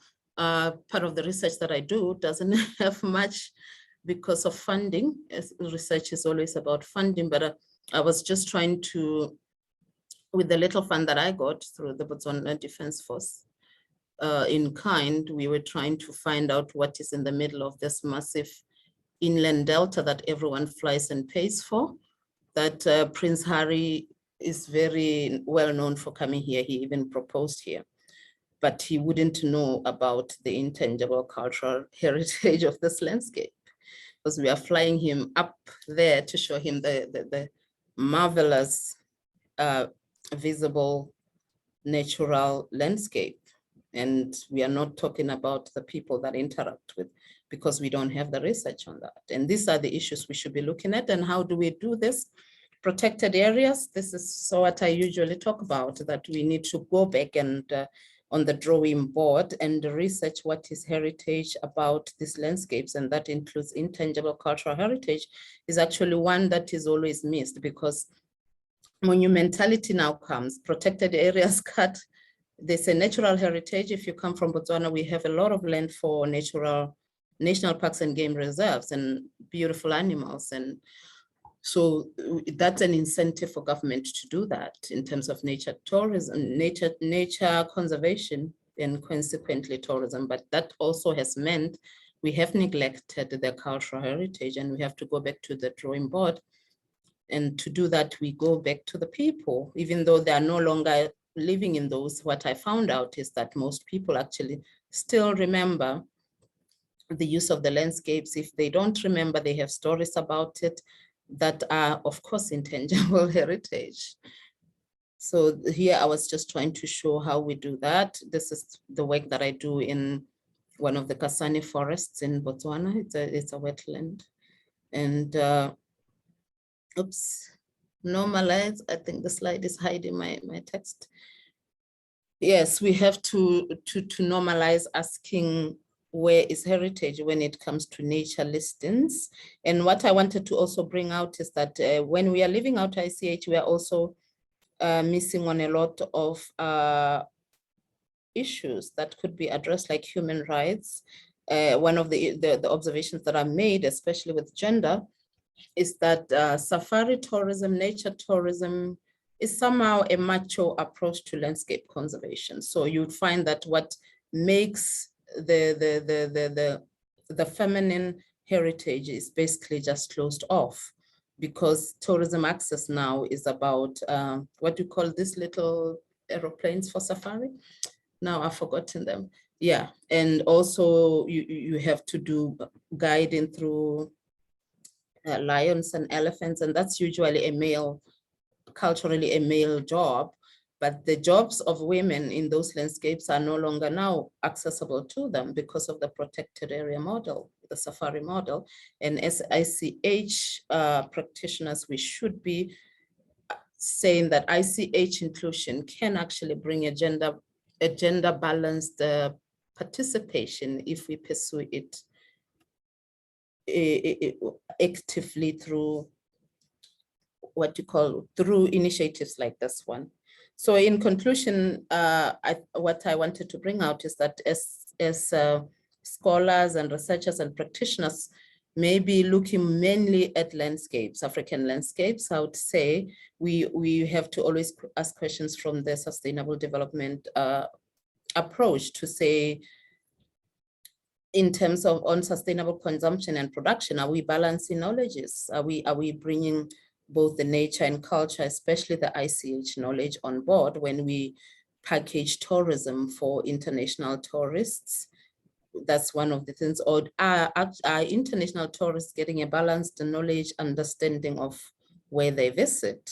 So that's another way to look at it in terms of goal 12. So are we talking about sustainable knowledge, consumption and production of knowledge? Because ICH is mainly the knowledge of the people on their landscapes, on their cultural attributes. And in terms of building sustainable communities on goal 11, we cannot be talking about building sustainable communities if we have conservation models that are excluding policy-wise, not excluding actively. Like protected area model is not meant to exclude, but we, as scholars, we find that its approach now, of course, excludes the people's interaction with the landscapes, not necessarily the relocations, but the interaction with the landscape, and the people are the carriers of ICH. So are we then talking about sustainable communities whose identities to a landscape are suffocated? So in terms of scholarship, really, these are the issues that we wish for going forward, for platforms like this, which are actively looking at ICH, to also look at, but we are also working on them through our mini researches, and most of my publications are online. I would like to stop here and thank you very much for your attention. I really am honored to be part of this panel and this group. Thanks. Thank you very much, Susan. It's a really inspiring presentation. You're linking ICH with sustainable development, with gender, with the World Heritage, so more and more challenges. So now we don't have much time now. We're going to finish with Cristina Amezcua. Cristina is the chairholder on intangible heritage and cultural diversity in Mexico. So Cristina. Thank you so much, Martin. I'm so happy to be here today and to listen to all these presentations. And I do think that this initiative of, I want to congratulate the forum, the NGO Forum, for this initiative, because as I was preparing my presentation today, I came to realize how much we still have to work in order to build the linkages between intangible heritage and sustainable tourism. I think we all know how tourism is a main economic driver in today's world. And I'm going to speak a little bit about that in my next intervention. But there is so much when thinking about this, when thinking about tourism, sustainable tourism, at least in Mexico, and I think mostly in Latin America, people are still mainly thinking about environmental sustainability, about how we need to build a better relationship with the natural environment, and how we need to make tourism an economic activity that does not affect negatively the environment. But culturally, there is still a long way to go in terms of how we need to build this relationship between culture and sustainability. So I think this dossier is going to be a great driver in this discussion, and I'm so happy that we have now this tool for all of us researchers, students, communities, to be able to use it and build on this ongoing discussion. So I'm going to start describing a little bit about the Mexican situation. So tourism is a main driver of the economy in Mexico. Taking data from 2018, that is before the pandemic, we had more than 40 million travelers coming to Mexico. So it was the seventh most visited country in the world, and tourism is an essential part of the economy, representing 8.8% of the gross domestic product. Tourism in Mexico generates an income of more than $20 million, and it creates more than 4 million of direct jobs and 7.5 million of indirect jobs. So we do know that tourism is a main economic driver only after the oil industry, the petrol industry, and I forgot the word. Well, the money coming from people immigrating from Mexico to the US, to the United States. But despite of the importance of tourism, and also acknowledging that heritage is also a main driver in the Mexican public policy area, we have not been able to really link together heritage, intangible heritage, and tourism. Of course, all the tangible heritage is built in the Mexican public policy, touristic public policy, because of the great archaeological sites we have. So it is there in terms of attracting tourism to all these archaeological areas we have around all around the country. But culture has not been really considered as a driver of the culture, intangible culture, symbolic culture, cultural practices. And mainly when we think about how to link heritage, intangible cultural heritage with tourism, we think about guaranteeing the community participation in this in the touristic areas. But community participation is not the only thing that intangible heritage has to contribute to sustainable tourism. What I want to mainly address, I'm gonna speak about two examples that I think are really good examples of how sorry, intangible heritage has been used from the communities into building sustainable tourism. So on the one hand, I want to talk about the geopark of the Mixteca Alta in Oaxaca, Mexico, which is a big area in the state of Oaxaca, composed of 9 municipalities with a population of around 7,000 inhabitants, which is kind of a low density due mainly to immigration. But most of the population in this geopark are indigenous groups such as Chinantecos, Mijes, Mazatecos, Zapotecos, and mainly Mixtecos. But in this has been declared as a global geopark within the UNESCO framework. But the very interesting thing is that it's the managing of this geopark is being undertaken by community members of this great area. So they are being able to build the touristic driver from what they want to share with the tourists. So basically, tourism in this global geopark, they have attracting factors such as the pre-Hispanic, Hispanic, and contemporary sites, but also the patron saint festivities and a lot of the knowledges around, for example, the gastronomic heritage. Oaxaca is very famous for its gastronomic richness.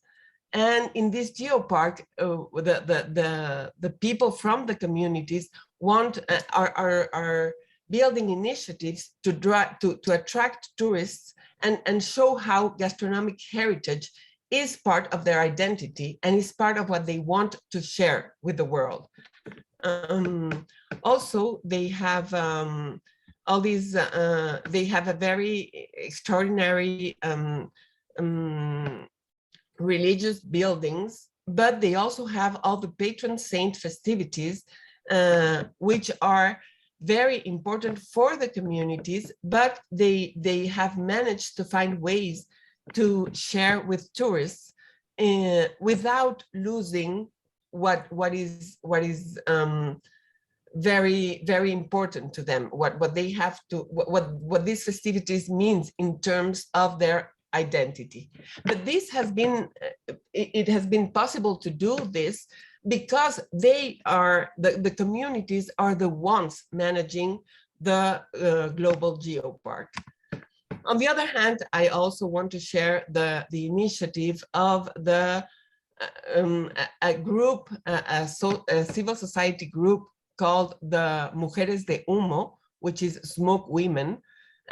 These women are from Veracruz, and they meet at the Center for the Indigenous Arts, which is one of Mexico's registries in elements registered in the Best Safeguarding Practices Registry. And basically, what this group of women have been trying to do, and they have been very active through all the pandemic, is safeguarding recipes as an intangible cultural heritage of the Totonacapan region. What they say is that the recipes are the legacy from their grandmothers, and sharing the recipes and the cooking practices is much more than just nourishing the body. It has to do with building ties with throughout generations. It's building ties with environment and learning how to use what environment has to give them, so they can cook dishes that are built from what their environment has to give to people. So in fact, what they say is that throughout the pandemic, they learned a lot about how to deal with the COVID-19 pandemic with elements from their natural environment and from the traditional recipes. And they did not mean to say that the COVID could be healed with the natural herbs around they had around, but they knew that they felt better by using all these traditional knowledges associated with recipes in order to heal the heart and acknowledge how to deal with the pain people were experimenting, both by the illness and by the loss of loved ones. So Mujeres de Humo they want to share all this with the tourists coming to the Center of the Indigenous Arts in Veracruz. And so they are doing initiatives such as books and video talks in order to attract, but also wanting to build bridges with tourists, which is a main aspect when we think about how ICH has to contribute to sustainable tourism. It has to contribute to intercultural dialogue. And that is a very, very important part of building sustainability through tourism. Well, I have a lot of other things to say, but I think my time is over. Thank you. Thank you very much, Cristina. Thanks a lot. Yeah, we don't have much time now. Maybe Severin would like to share 2 or 3 questions from the chat with us. We don't hear you, Severin. Sorry. Thank you, Martin. Yes, we are very late actually. So at least I would like just to answer some practical questions. So indeed, the webinar is recorded. There were some language issues. So in French, le web dossier est en cours de traduction sur une base volontaire, je tiens à le préciser, et donc il sera accessible en ligne dans les prochaines semaines, et en tout cas avant le prochain comité à Rabat. And I would like to share maybe just concerns and questions from Mr. Poati Davi from Gabon. So I'm going, and the questions are in French, so I'm going to translate after for him. So some states prefer to have a kind of global approach that and not emphasizing the specificity, the diversity of local cultures. The NGOs and associations who struggle to valorize the ICH from the local communities, they are somehow marginalized because they don't have any means. So the question is how to promote, to safeguard, to promote the ICH of the local communities when it is not recognized and valorized by the states. And another tricky questions, how to conciliate the safeguard, ICH safeguarding of the local communities, of course, sustainable development and climate change. So I think I explained that the web dossier gives some answers, but when it comes to climate change, maybe it's a bit more tricky because most of the travels are by plane. So I don't know who would like to answer very quickly to the question, and I can translate, or I can give some directly some answers to Mr. Poitiers-Davy.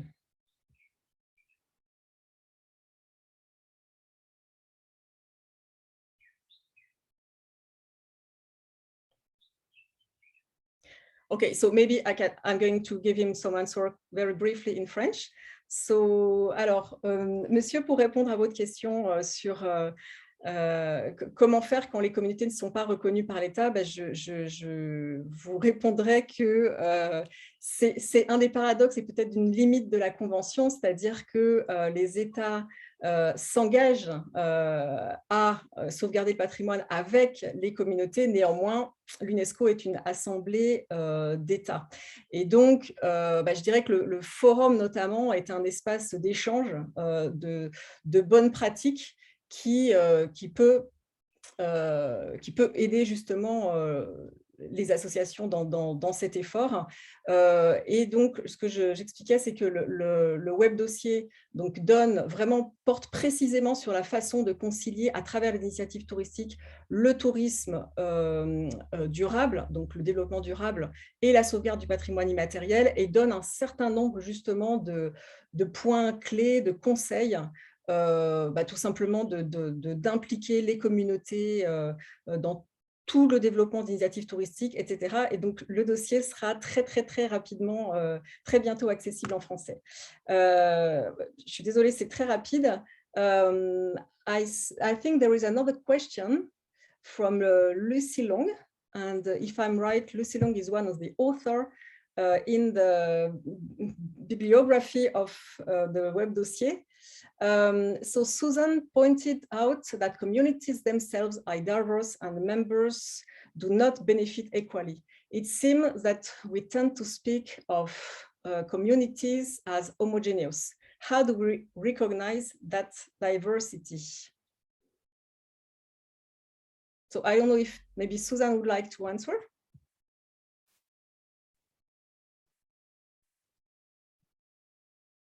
Shall I say something? Sure. Yeah, one thing is, basically the policies or the programs need to create an ecosystem where the communities learn and are taught and are given the opportunity to talk about their ICH. Right now, we were working with indigenous communities in Arunachal Pradesh, which is their ethnic groups, and they truly lead a sustainable lifestyle. And we realize that they do not think that their lifestyle, their way of life, their way of doing their own textile and everything, they do not think it's special because it's so natural to them.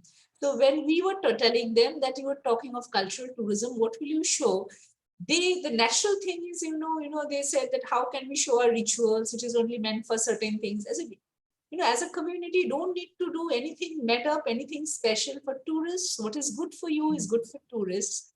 And just tell people about your culture, because that's something they didn't realize.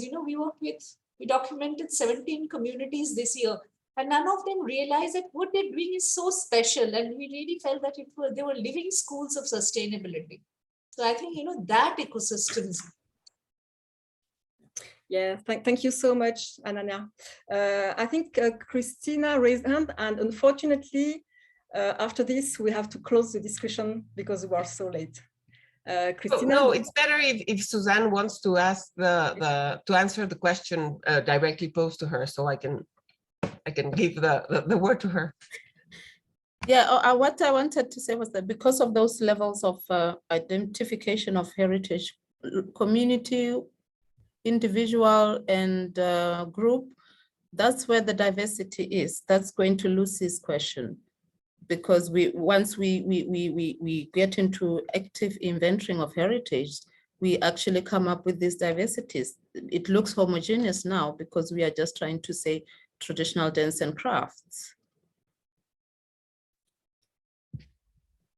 Thank you. Thank you, Suzanne. So, Christina, you wanted to add something? No, it's okay. Well, thank you so much. So I think it's time now to give the floor to Valentina for a quick wrap up and closing of this webinar. Valentina? Yes, thank you. I think that it is interesting to see that there is a lot of questions emerging, and it's good the proposal from your end.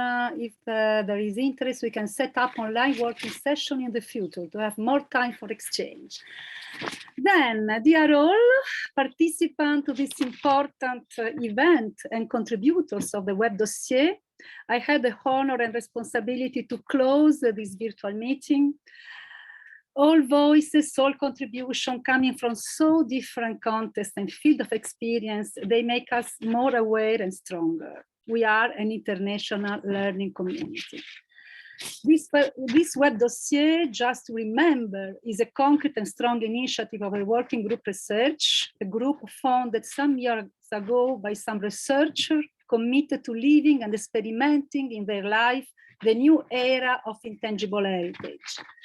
Albert van der Zijden, a living memory for all of us, always committed to imagining new ways for the NGO Forum and for research with communities, with intangible heritage communities, is present with this positive energy among us today, as Joren remembered in the opening words.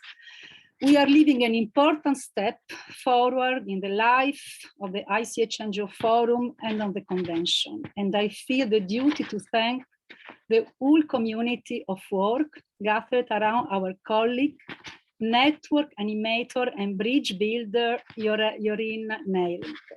Without her tenacious enthusiasm and commitment, this undertaking would not have been possible. Then I really thank Jorin for this big effort.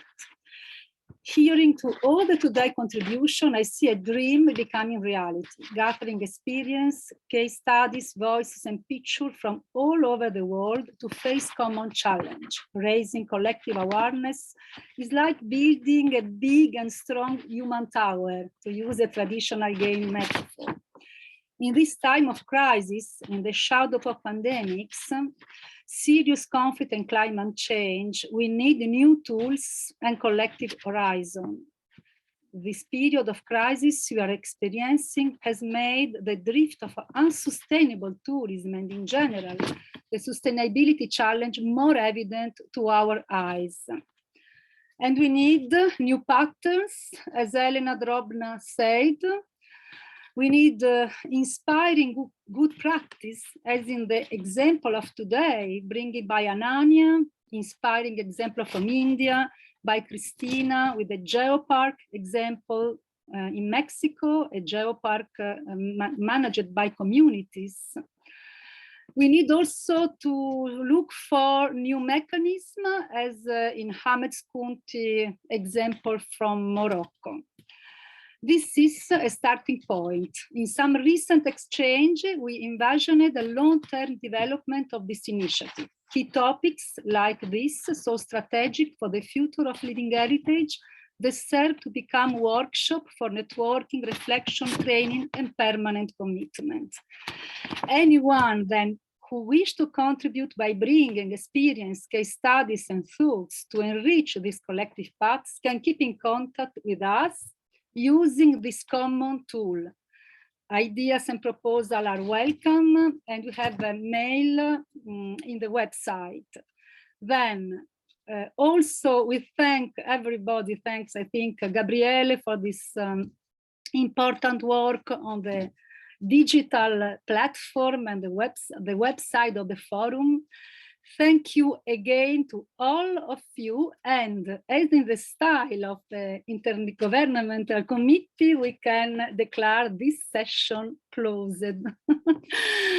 And really, I thank all the contributors. It was, I had so few times in this period to contribute to the web dossier, but I really hope to take time in the future to enrich and work with all people around this virtual table.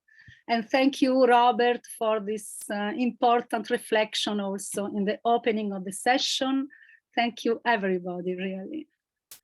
Then see you in Rabat, some of you, and also meet you soon for another meeting for a new exchange session on this toolkit. See you. Good afternoon. Bye, everybody. Thank you. Bye. Thank you. Bye-bye. Bye to all. Bye.